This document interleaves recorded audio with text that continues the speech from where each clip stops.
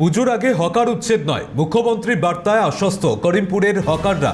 করিমপুর বাজারে দীর্ঘদিন ধরে তারা ব্যবসা করছিলেন। উচ্ছেদ নিয়ে মুখ্যমন্ত্রীর বার্তাকে এবার সাধুবাদ জানালেন হকাররা। পুজোর আগে হকার উচ্ছেদ নয়, আশ্বস্ত বোধ করছেন এবার হকাররা। জানাই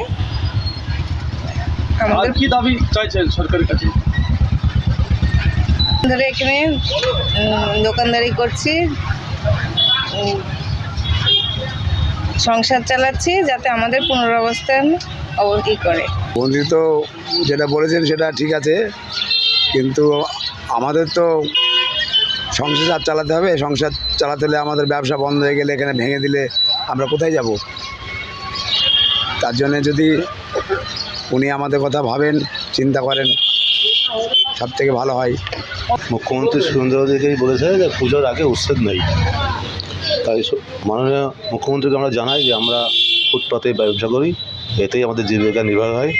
তো আমরা মুখ্যমন্ত্রীকে এইটাই বলতে চাই যে আমাদের উচ্ছেদের আগে যে আমাদের